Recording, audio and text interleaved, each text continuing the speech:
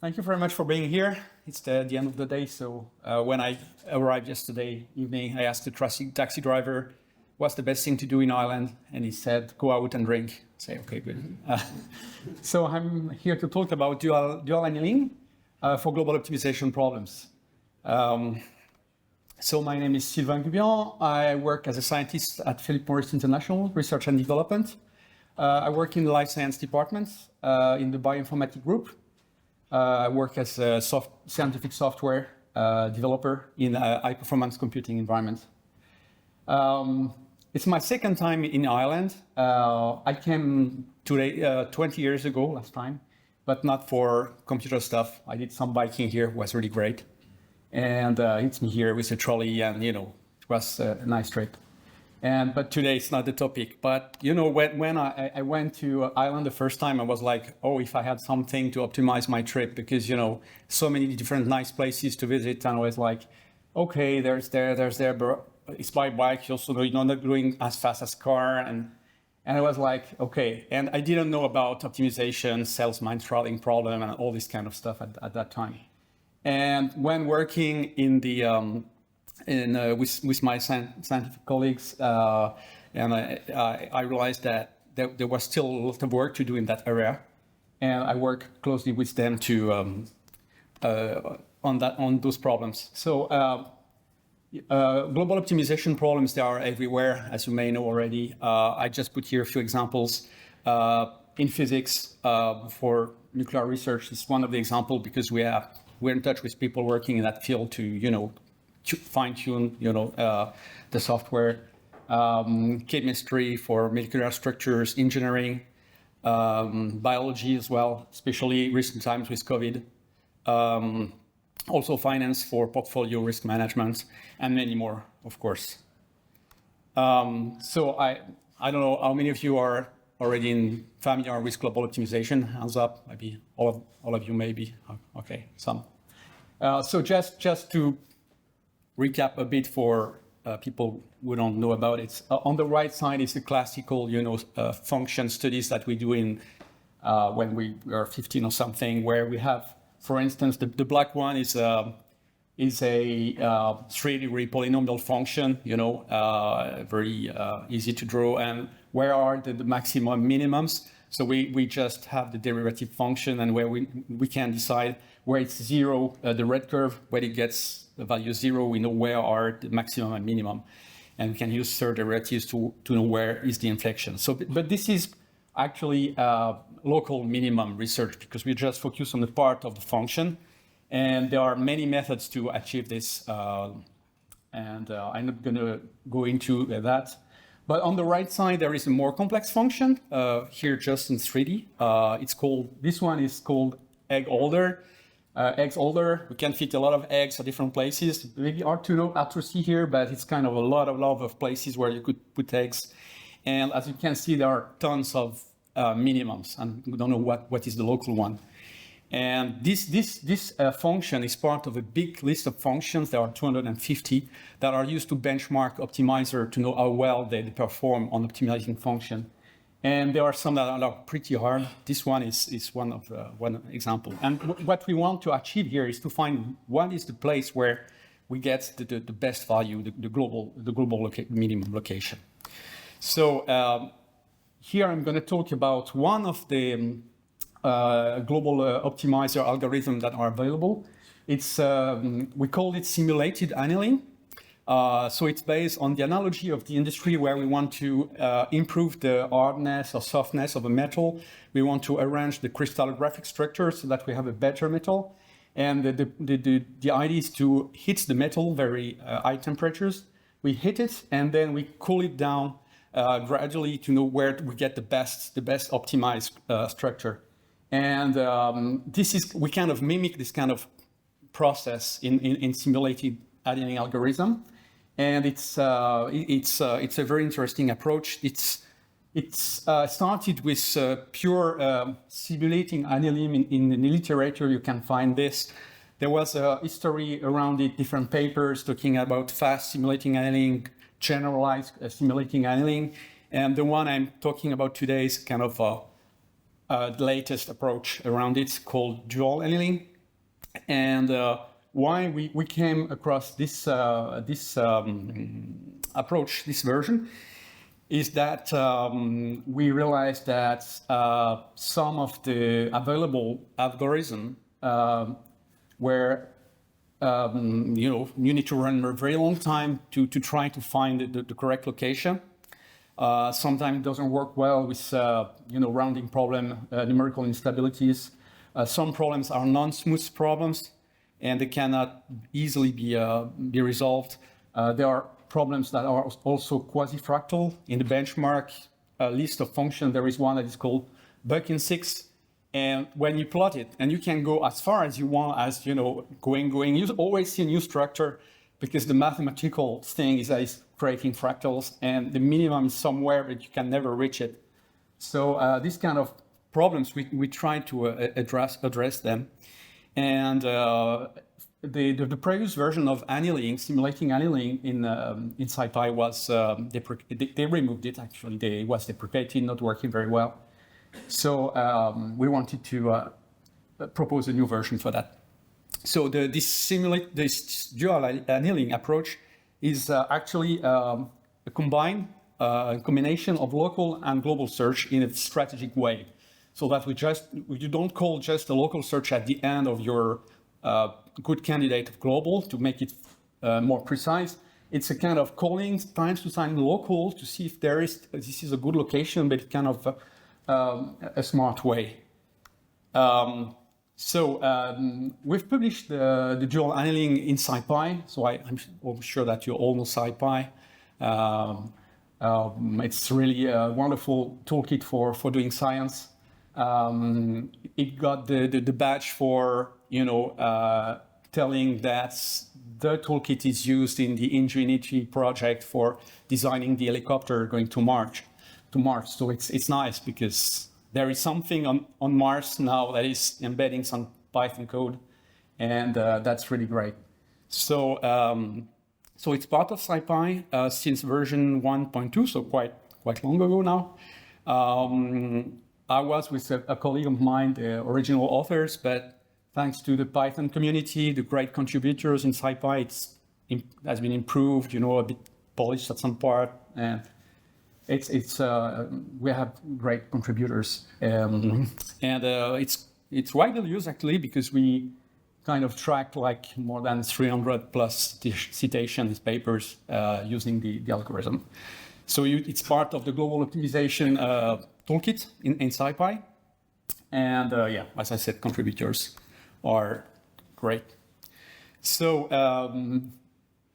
dual annealing shows very good performance. We worked a lot on trying to benchmark it, understand how it performs, and we benchmark it against a lot of different algorithms, whether it's from SciPy or the implementations in Python. And on the upper graph, it shows that it's mentioned CUDA because we had different names, but it's the one, the simulated annealing, and it shows that the success rate is very good because when you do optimization, it's a stochastic one, so you may start with different random locations, and some algorithms are kind of sensitive to the random location you're using, but here whatever random location you start with, if you don't have any guess, it achieves a very good success rate, so it's not too sensitive to it, and so the highest is better, and the bottom graph shows how many objective function you need to find your result, depending on the different functions you're benchmarking, and it's very important to minimize that because you don't want to have too many calls of the objective function.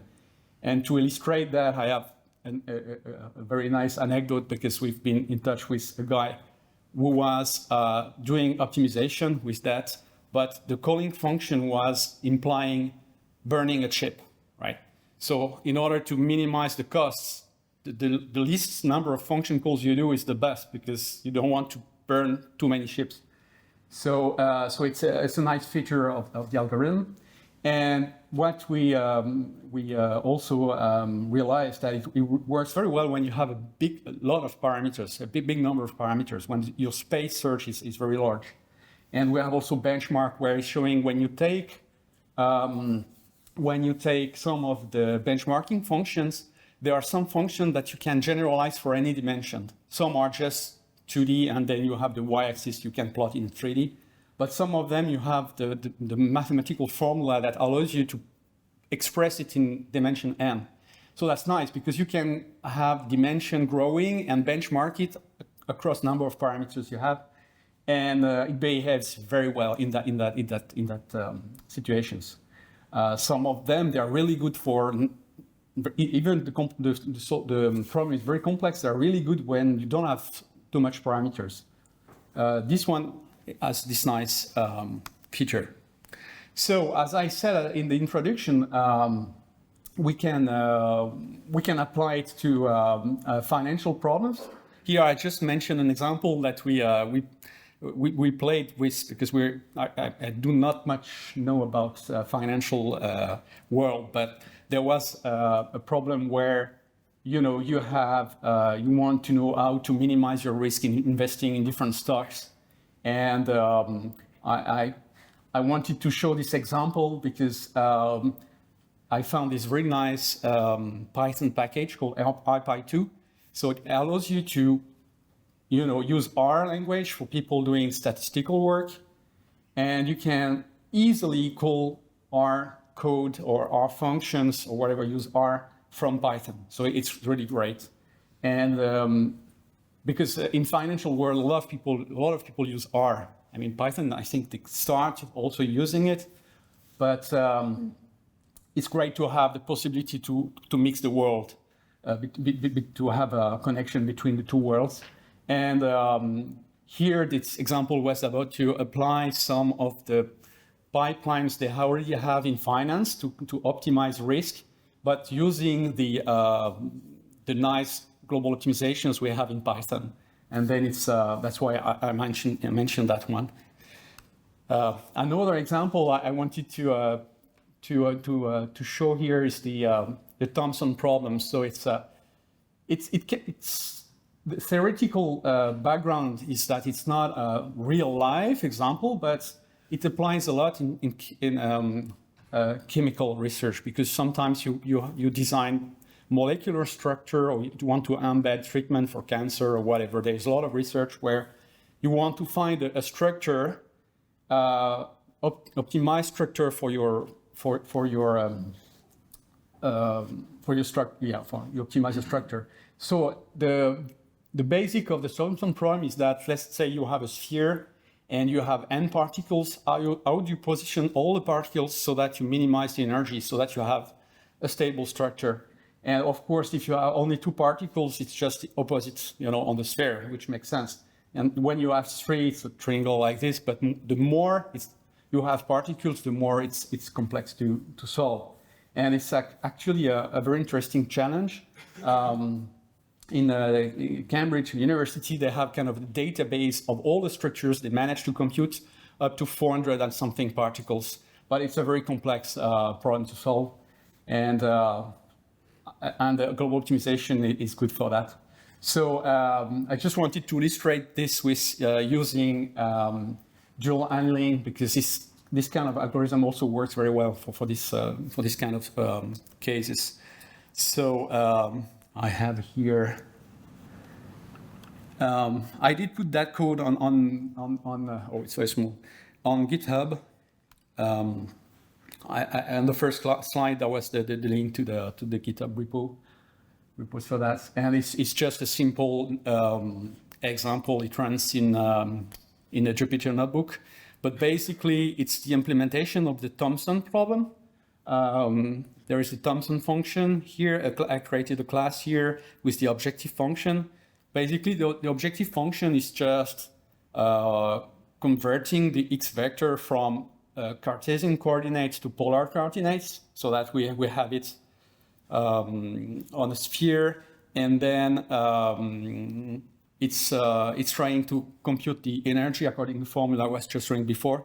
And then it's calling at some point dual annealing at the end here, saying, okay, I want to optimize this. And I have the objective function, and I have bounds because I want to make sure I'm working in a given space, limited space. And I let it run. And I coupled the callback, I kind of couple with the callback each iteration with a Jupyter and a Matplotlib figure. So if I press start, okay. So here, all right, you see it, yeah. So here it's running like slowly. You can see number of function calls at the top, and you can see the decreasing energy. And what happens here is that is searching in the domain space what are the candidates for being optimal. And once it has a better solution, I just plot, the structure. And at some point, it converges to a very nice structure that is the optimal one, which is this crystal that is stable. And so it's converging maybe after. Here I have I've set like maybe 10 particles. But of course, when you have enough power, you can put a lot of particles. And the challenges are to enrich the database of structure with running global optimization for a long time. All right, so let's go back to the slides.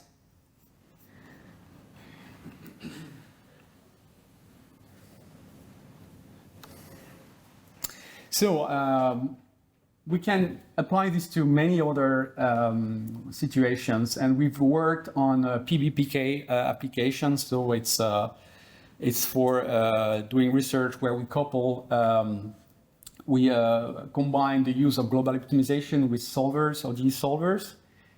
It works very well. We did also some COVID research where we use the PTAB and Amici framework, which is a very nice C++ framework that has Python bindings. And we showed that we can couple this global optimization algorithm with the Amici and PTAB environment. And we managed to have far better simulations and predictions. And there was a paper talking about, how many beds in the hospital are going to be occupied, how many people is going to be sick, or there were a lot of research doing around that, a lot of papers, and people were trying to, do research around that and use different environments, and nobody tried it with different global optimizer, and tried it, and we had very, very nice results.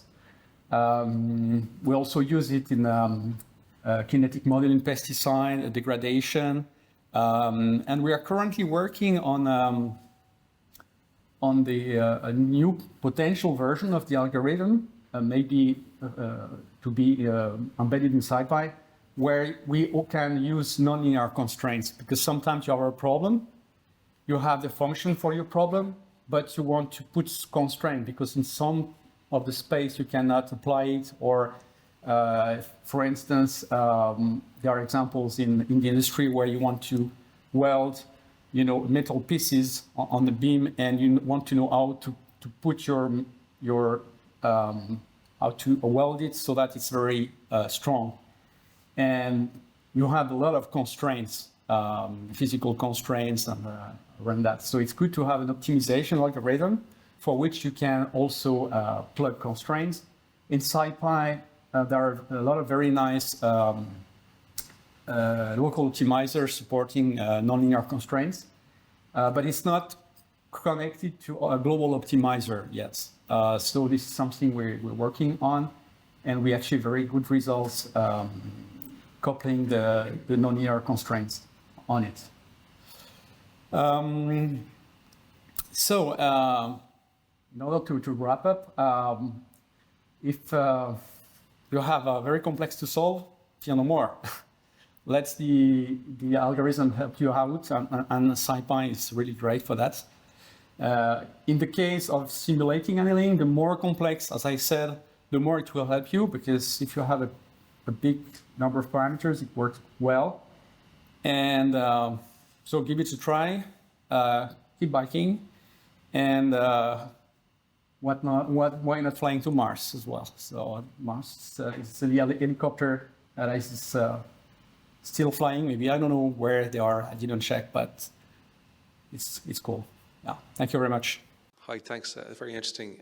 So I've done a bit of local optimization using SciPy. This might be a beginner's question, but is there always an obvious threshold between the need for a local and a global optimizer? Like if the problem is kind of new and kind of not very, the landscape of the solutions isn't really known. And the motivation for my question is, I wonder, could I start using some of these global optimizers for some problems where I've been getting stuck using local optimizers?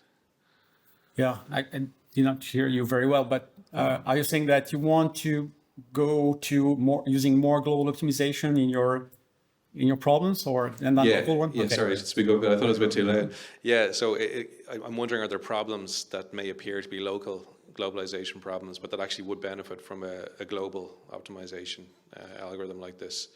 Yeah, when you have a problem that would be more appropriate for local optimization search, the fact that we embed the local optimization algorithm inside, it's going to very rapidly find a very good solution that is local, because first it's going to find a good candidate, and then it's going to use the local to achieve the very nice precision of the local for it. So which means that you will maybe you will have a bit more iterations, because first it's going to go through the global optimization loop and search and jumping from interesting locations. But then when we have it local works, the local search is entering the game and do its work. So you can absolutely even use this approach with local. Thanks. Definitely start with this. Thanks. You're welcome. Thank you.